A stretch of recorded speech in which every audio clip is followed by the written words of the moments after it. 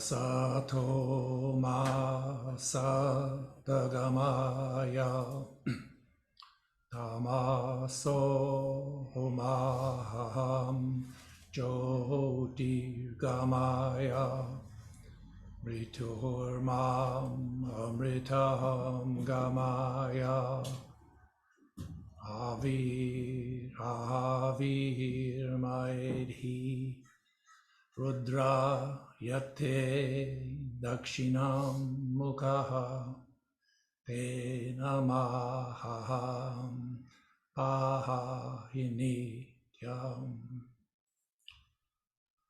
Om, lead us from the unreal to the real.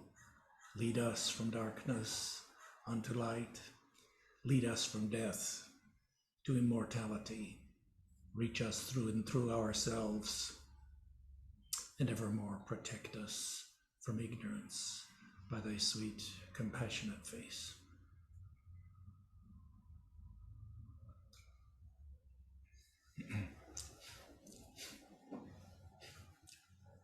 So my subject this morning is, what is your philosophy? And if we were to ask this question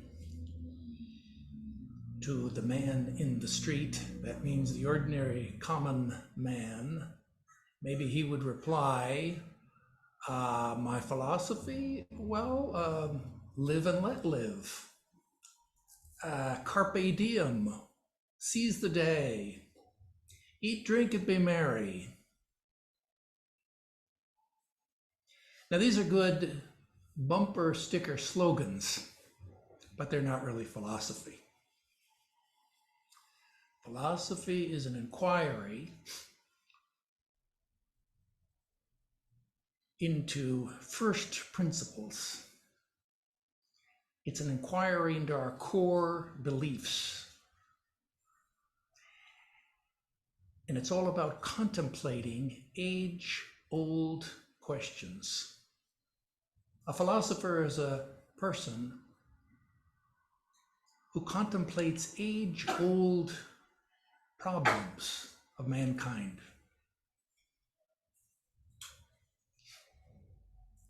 You can visualize a famous masterpiece painting by Rembrandt,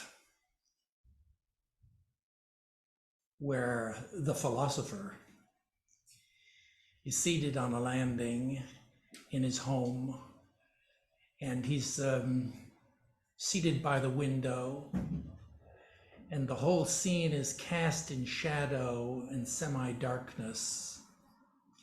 But through the window, there's streaming light, which illumines his face and his hands.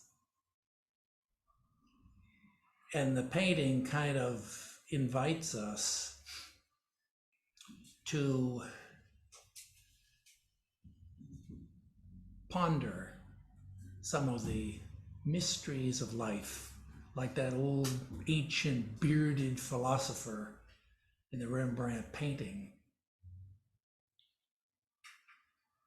Now, if you can think about, maybe you're driving down the road, you're out on a country drive somewhere. You're driving along and you come to an entrance avenue and you drive down the entrance avenue, or maybe I'm thinking of my Vedanta retreat there in Olima. And what's the first thing you see at the end of the avenue? You see a great, stately, impressive, colonial mansion. We could call it the mansion of philosophy.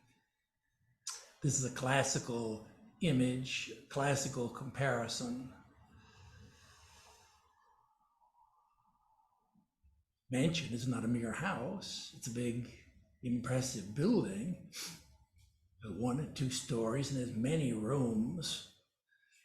Maybe it has a veranda and a porch around the outside. You go from room to all the rooms are lit with the bright sunlight flooding through the windows. And it has a firm foundation, and it's built on solid ground. In this mansion, there lives because this is a Greek metaphor. In this mansion there lives Sophia, the goddess of wisdom. And philosophers from around all places, they come and they make pilgrimage to visit the goddess. And there they consult and dialogue with her. And they leave uplifted, inspired, questioning, pondering these age-old questions. Now, traditionally, the classical model of Greek philosophy, we're going to begin here with Greek philosophy, then we're going to go to Indian philosophy. Transition somewhere in the middle. And the classical model pictures philosophy as having 5 branches. But we're not using the metaphor this morning of a tree and its branches.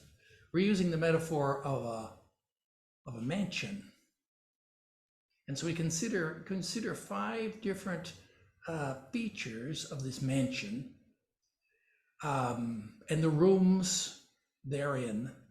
And in each one of those rooms and places, we're going to be asked questions.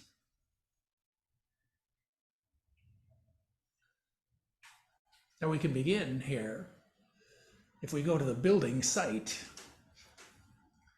and we're standing there on the ground, our first questions are going to be metaphysical questions. This is the domain of metaphysics. And the first question of metaphysics, since we're standing on the place, we're standing on the ground, so it's reasonable for us to ask, what is the ground of being? What is the ultimate reality? What is the stuff that everything in this world is made of? What's the essence of all things? Is it matter? Is it mind? Is it spirit? Is it one? Is it many? These are questions of metaphysics. Now, from metaphysics, that is, we're visualizing it as the ground of our building site. We have to lay the foundations of the mansion. And this foundational thought constitutes the second great domain of philosophy, an inquiry into knowledge, epistemology. Because after all, we may make grand claims about what is true, but then the question immediately arises, how do you know? How do you know it's true? How do we know that anything is true? And what is knowledge anyway?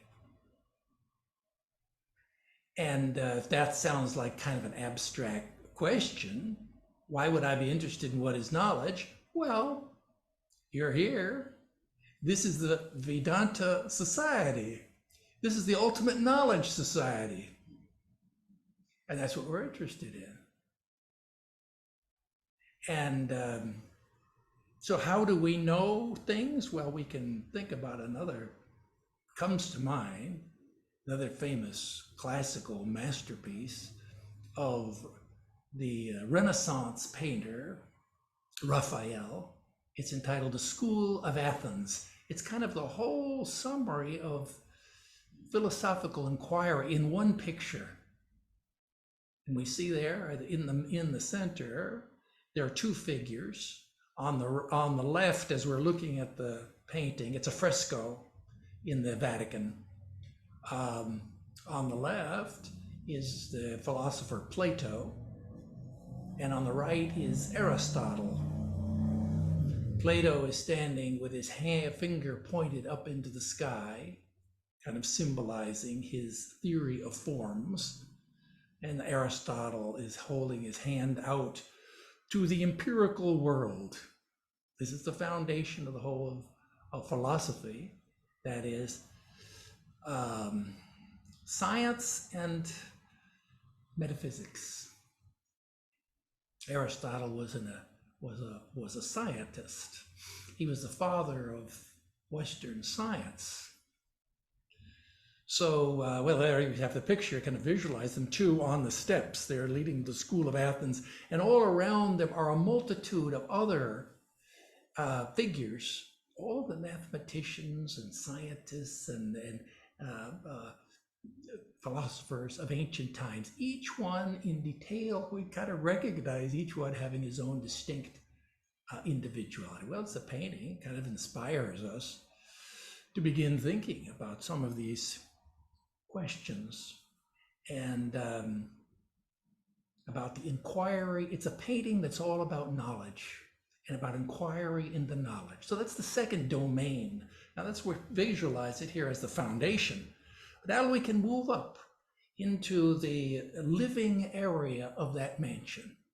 Consider the first floor, all the rooms where people live. And that's the thing is about this.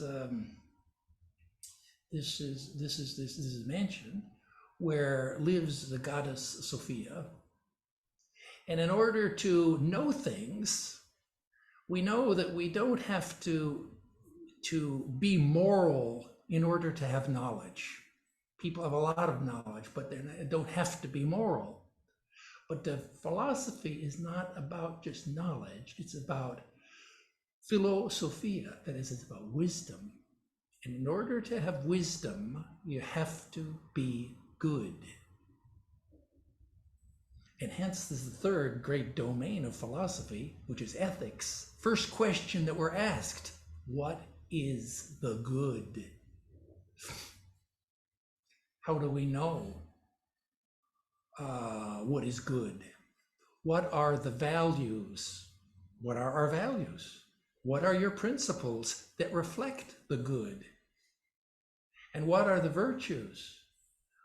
What are virtues?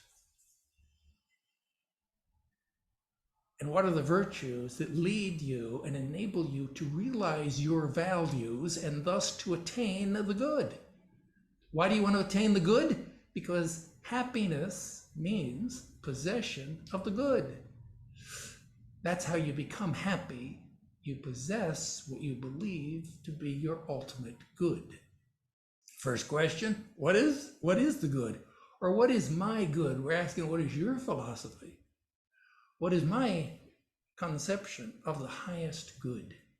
So like this, we kind of going through areas. Now this is the domain of ethics. We can continue on to political theory. Maybe we have to go upstairs and we see the secondary rooms. There are many rooms in this mansion. I'm just picking out the classic 5 that they focus on.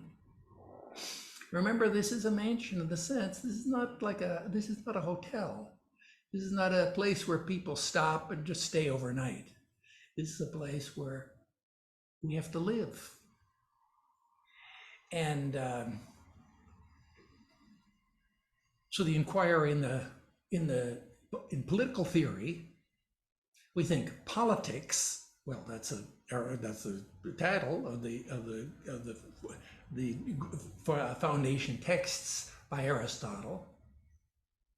And the idea is, well, every schoolboy, well, I don't know if you have, but I remember we had to sit in high school, we had to sit through the class after class in Plato's Republic, studying all about what is government. What does Plato ask there? What is government?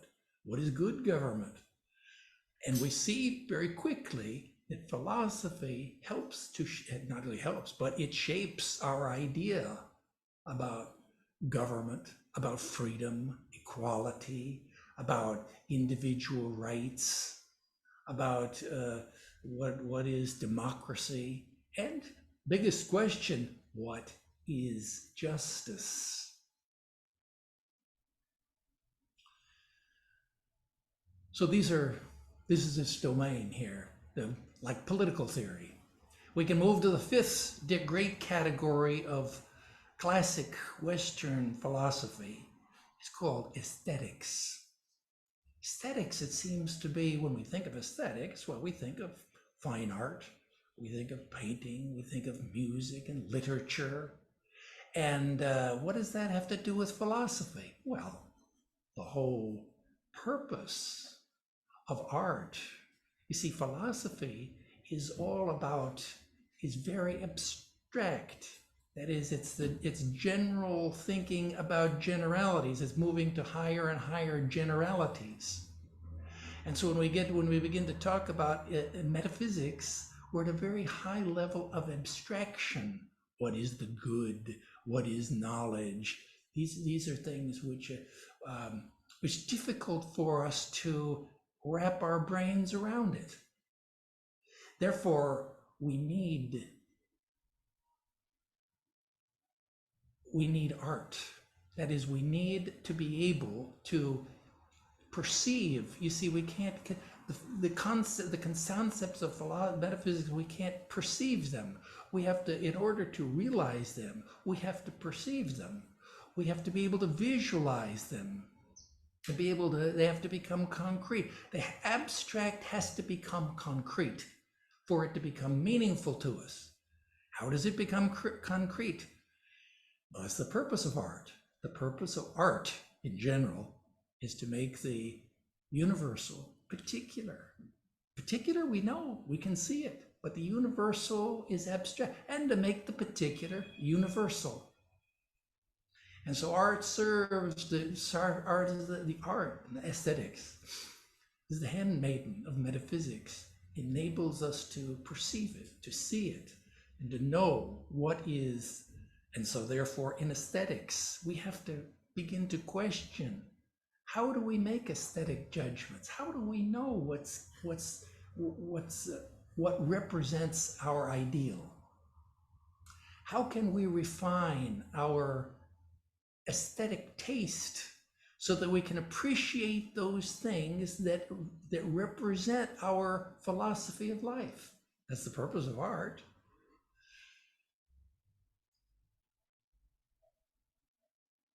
Now, these are questions, age-old questions that have been asked of us by philosophy. And they sound like they may be, well, these are questions that every human being has asked themselves, because all of us, we're all kind of born philosophers. Just by our very nature, we're prompted consciously or unconsciously to ask all these questions. And not only that, consciously or unconsciously, we have answered all of these questions. Questions of metaphysics and epistemology, ethics. And so not only have we asked ourselves these questions, but we've answered these questions for ourselves. And not only that, not only have we answered these questions,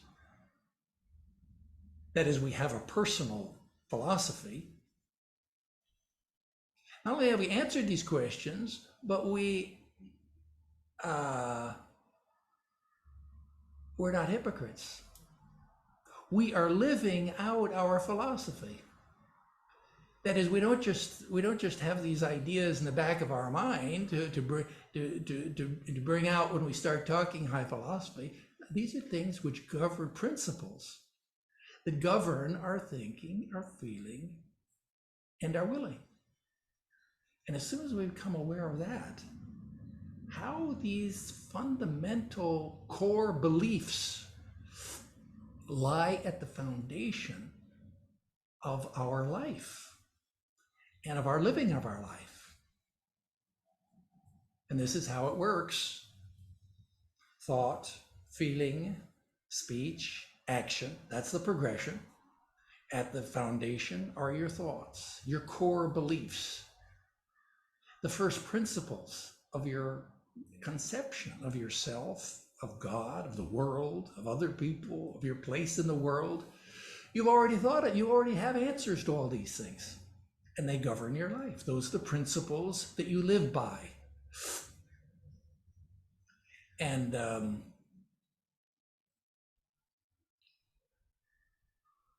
well, they may not be your professed principles.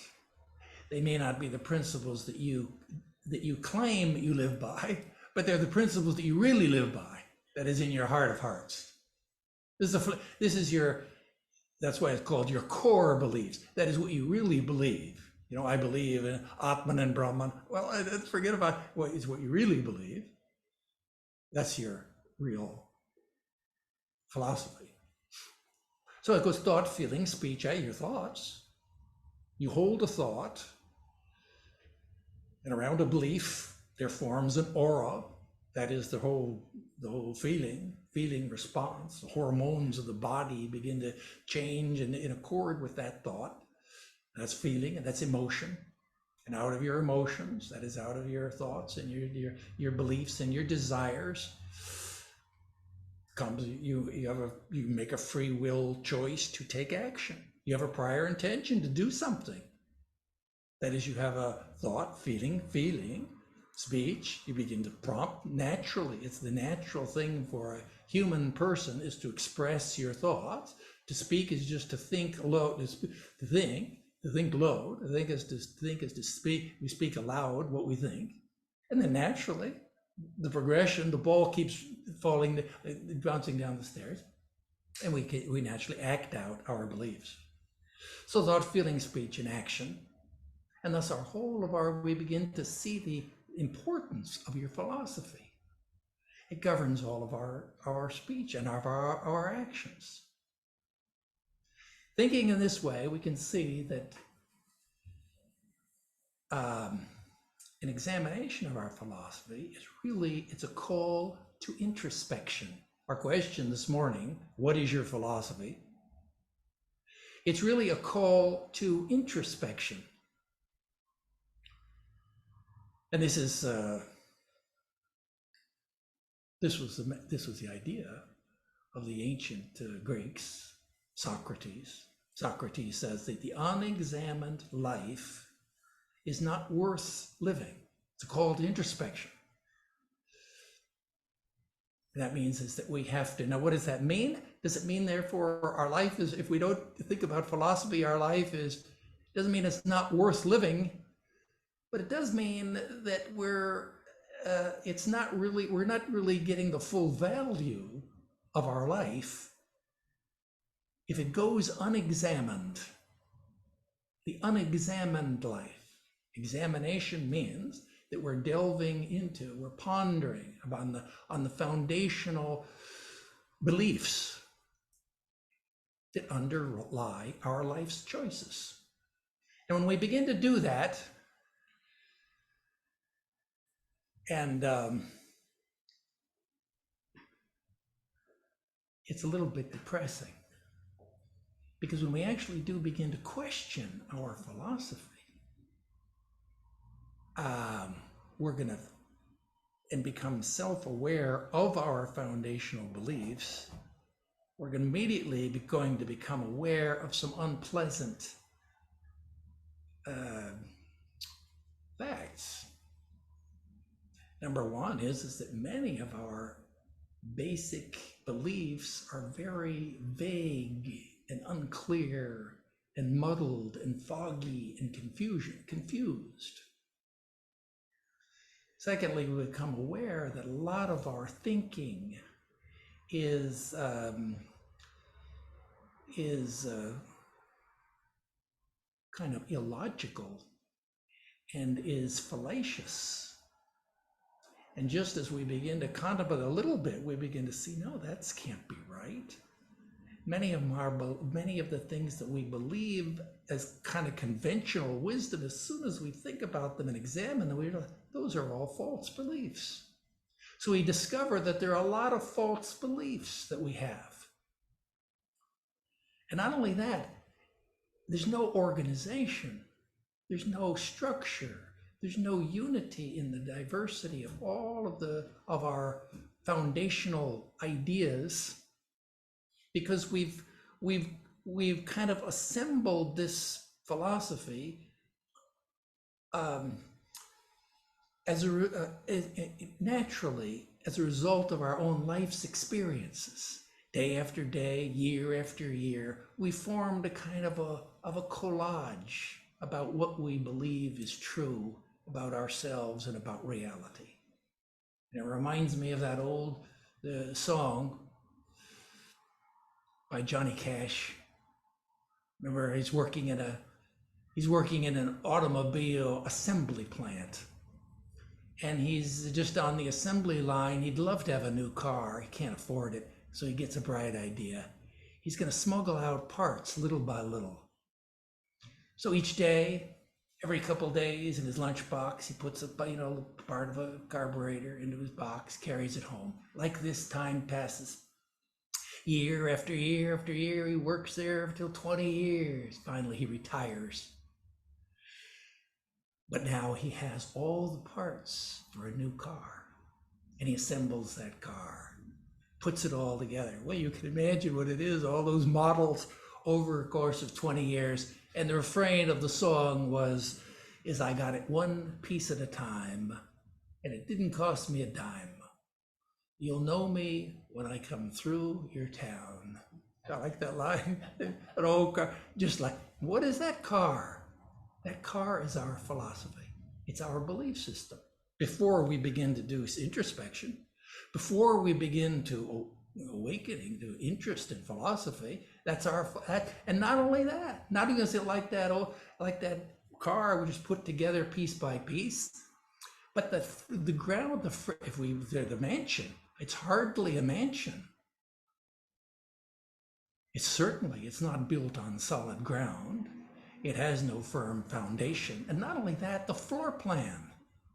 You walk in the front door, let's say you were going to buy a house. You walk in the front door, and first thing you run into a solid wall. And you find your way around the wall into the living room, and there you see, right in the middle of the living room is the bathroom. You think, well, what is that? There's no walls or anything, no privacy. Where's the kitchen? Oh, that's upstairs. So you have to go upstairs, and you go down long, winding, dark passageways to get from one room to another. There's no light coming in the windows. And so we can think, this is not a house that's going to make me happy in order to live here.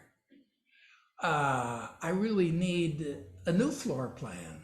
I really need I need a new building. I need I need a new philosophy. We need a new philosophy. This is our condition.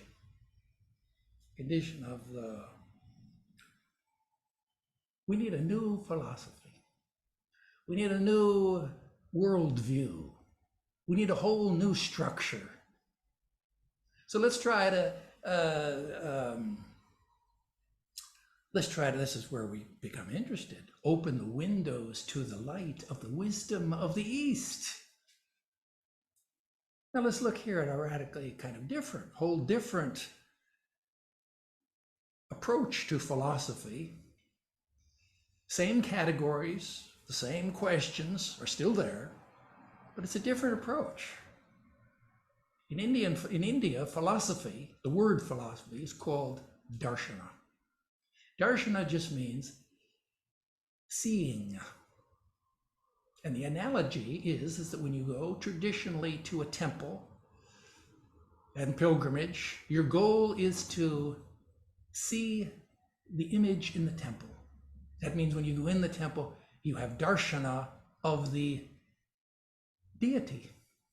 And hopefully it's not just physical seeing with physical eyes, but if you're prepared, then you have it's a transformative experience.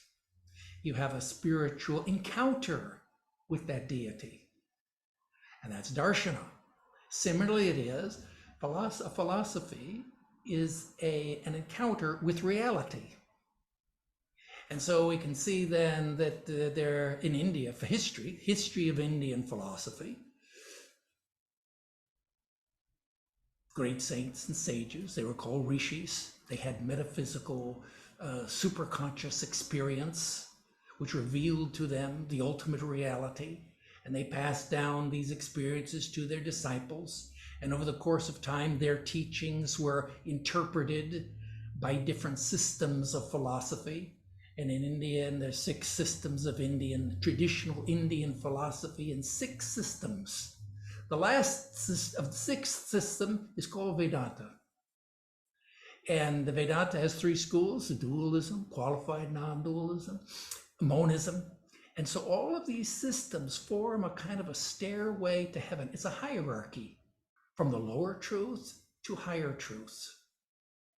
All of the systems share the same basic core beliefs about the nature of ultimate reality, Brahman, Atman, karma, all of the cycles, all of the first principles of Indian philosophy, and yet they have different interpretations.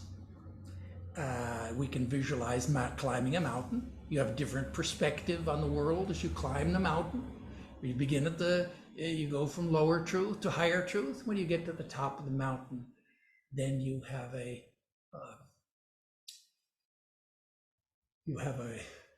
view of the whole of the countryside. So this is the progression of Indian philosophy. Now, Indian philosophy has this peculiar characteristic and a distinctive characteristic, and it is that all of these are philosophies of life. That is, they are holistic. That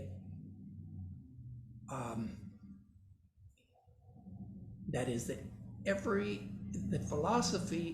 each philosophy and each system of philosophy and all the schools of philosophy developed alongside of a set of spiritual practices, which we call yogas. Yogas just means a way to realize, a way to experience your ideal. And so along with these questions about ethics and metaphysics and all that, there would develop alongside of that a system of yoga that would enable us to realize those. And therefore, in Indian philosophy, theory and practice go hand in hand. They're 2 sides of the same coin. And science and applied science, science and technology, 2 things. Science and religion.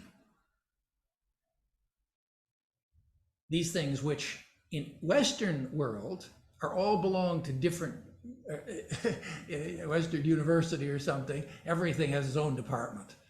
Psychology, philosophy, science, comparative religion. These are all in totally different buildings. But in Indian philosophy, this is all aspects of the same thing. When you study philosophy, you're also studying psychology and ancient science and art and religion. So then the question is, as Vedanta philosophy, we could ask ourselves, well, usually is this a philosophy or a religion? And the answer is, well, Vedanta is unique. That is, we could say it's like, we say the Vedanta is like a philosophy in that it uses all of the techniques of philosophical inquiry that we're very familiar with in all Western systems. And so in that sense, it's like a philosophy, but it's unlike a philosophy in that it requires that before you begin to study, you have to have an ethical and moral foundation. And not only that, after your inquiry is over, you have to realize the truths. That is to say, it begins and ends with superconscious metaphysical experience. So in that sense, it's unlike what we would call philosophy, academic philosophy, in a Western university. So is it a philosophy or religion? Well, it's like a philosophy, but it's not really equivalent to Western philosophy. Is it a religion? Well, it's like religion in that the definition of religion is religar. I mean, that means uniting, putting two things back together again, finding unity with a higher reality. That's just religion. That's the mysticism of a foundation of all religions. So in that sense, yes, it is religion in the etymological sense of the word religion. But it's certainly not a religion in the sense of a secular, institutionalized, organized system of belief. It's not a religion in the sense that it requires faith and belief in dogma and doctrine, and requires you to practice certain rites and rituals. In that sense, it's not a religion. So we see here that we have the Vedanta. It's something unique. And we in Western philosophy, we could say, is like, the thing is about, let's do comparison, philosophy East and West. In the West, the idea is Western philosophy is discursive. That means it proceeds on the basis of reason, and it's a rational inquiry into the truth. That means it begins with reason, it proceeds, and that everything that we know is grounded in reason and is justified by reason. And we can just visualize yourself in the streets of the city of Athens. You meet with Socrates. And what's he going to do? He's going to ask you a question. What do you believe is justice? What do you think is justice? And you'll give an answer. And he'll listen, then he'll ask you another question. And like this, a dialogue is going to go back and forth. And when you finish the dialogue with Socrates, you're going to realize you don't know as much about what you didn't believe what you thought you believed. You got all reconceptualize your whole concept of your core beliefs. That's Western philosophy. Indian philosophy, however, is quite radically different, because it's all about, its focus here begins with a focus on realization and about enlightenment. It begins with the enlightenment and the revelation of the rishis. And then it proceeds through reason, never contradicts reason, but it goes beyond reason to again ascend to enlightenment and realization. And the model of Indian philosophy, two models of approaches, one is rational, the other Indian philosophy is Western is like the dialogue with Socrates. In Indian philosophy, it's more like, you're feeling unhappy, you're suffering. So what do? Well, you go to a doctor. The doctor means a wise man, a saint, a sage. And the saint and the sage he's the knower of the truth. And he understands the cause of your suffering. He'll give you a medicine. He'll give you a diagnosis and a medicine. You go home and you take the medicine and you overcome your suffering. So that's kind of the idea of the Eastern philosophy. You see two different models. No contradiction. They both go together very well. They both reinforce each other. But there's a difference in perspective. In Indian philosophy, we gain that unity in diversity that we need to approach the subject in a methodical, systematic way.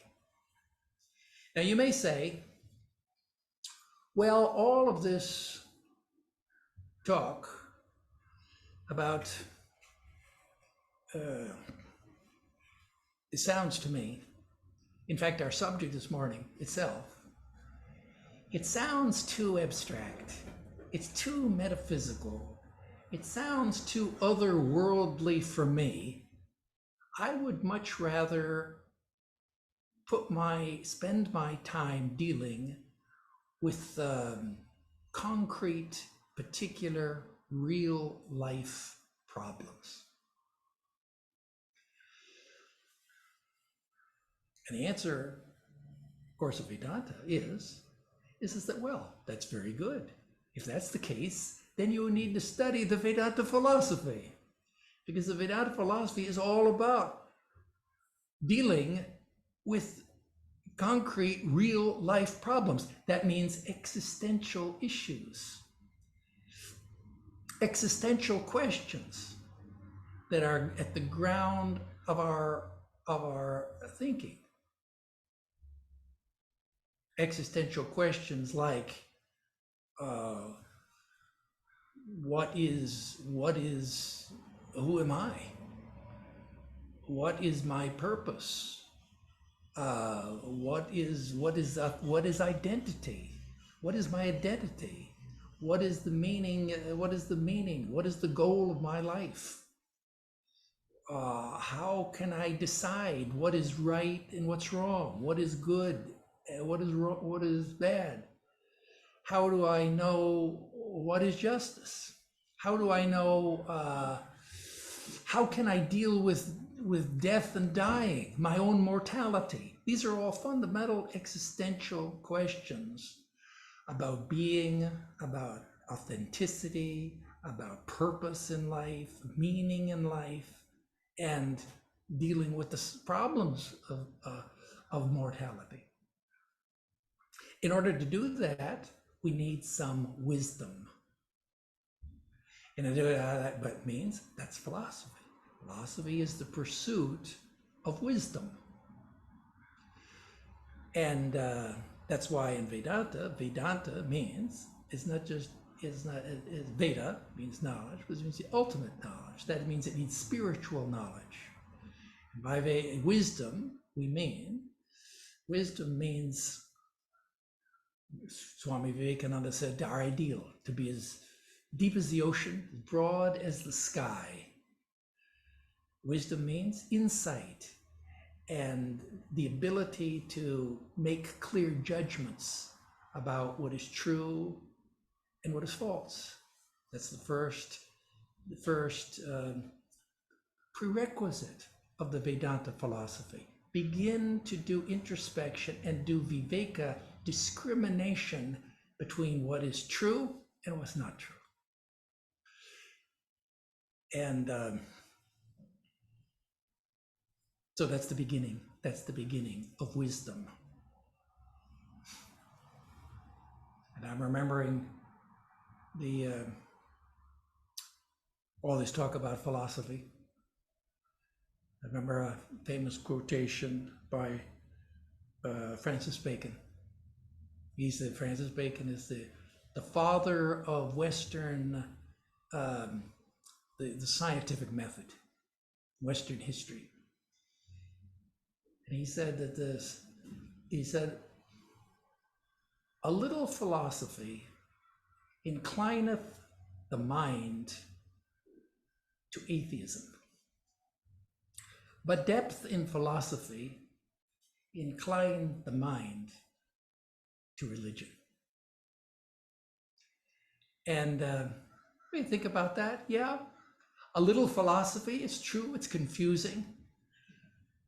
And that's sometimes people say, what is philosophy? Defined humorously as a route of many roads leading from nowhere to nothing. But we could all kind of, yeah, that's about my experience. Someone defined a philosopher, as a blind man in a dark room looking for a black cat that isn't there. Sometimes we think, yeah, that's about what I feel like. But when you begin to study Vedanta, then we begin to see that no, that's not the case. We're not blind. We have reason. And we have our own experience. And we have our own inner voice, our own inner guide. And the room is not dark because many philosophers have gone before us. human beings who ask these same questions, and they've made progress answering those questions, and they can help us to find our way.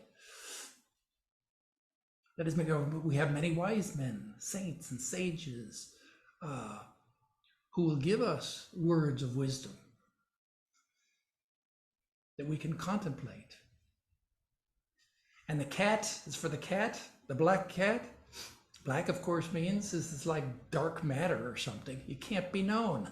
No, the teaching of Vedanta is no, you can know ultimate reality. It can be known. It's not unknowable.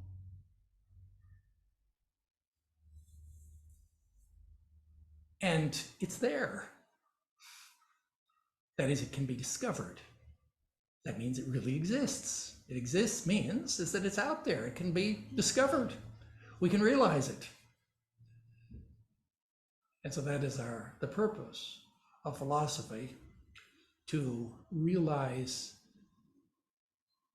the ideals that guide our life.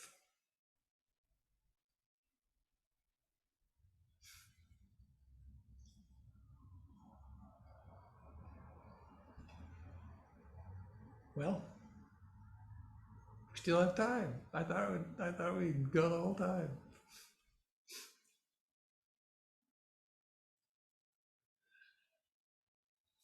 Is there any question? Pushback? Disagreement?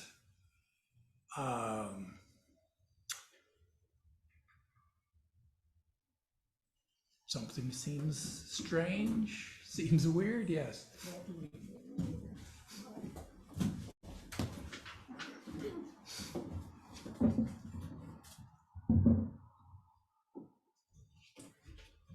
I never get any disagreement. Everybody always smiles, sits there politely smiling, as if, yeah, I believe it all. First of all, yeah, my voice isn't good. I think you've just about given us all we can absorb during this time. This has been, I can tell you are in a place where you have time to ponder all this and put it all together and bring it here, and that's wonderful. Now, going back a little bit where we examine our life, I was hoping you would give us some concrete examples of how we fool ourselves. You know, we think we are so magnanimous and generous and all these kind of things, and yet we catch ourselves being thrifty. And are there typical examples for this? Oh, of course. I mean, we think everything we think. I mean, take any example of conventional wisdom. I don't know.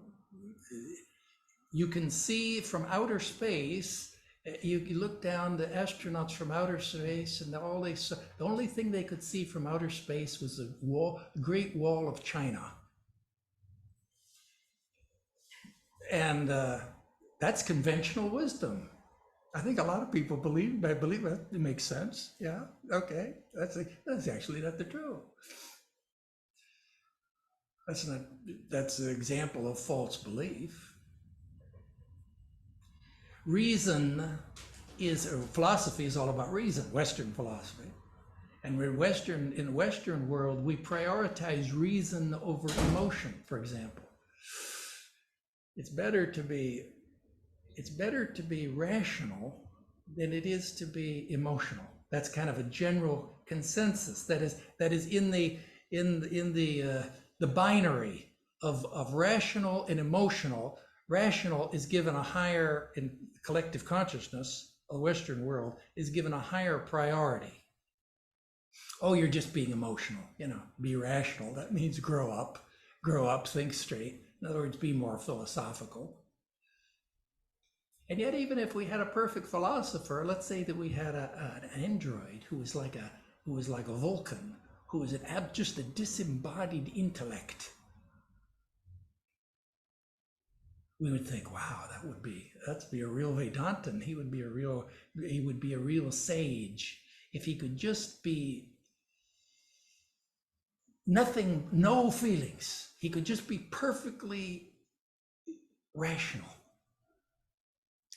But we see if you had such a thing, theoretically, if you think about it, such a robot that is an immortal robot, he couldn't even put on his socks in the morning. He couldn't do anything. Because everything that we do requires, to put on your socks requires that you want to put on your socks, right? It requires a desire. A desire is an emotion. It's something that you is what want. That's what motivates us to act. And therefore, it's not true that reason is superior to emotion. I don't know. Exactly. This morning we were not big on concrete examples.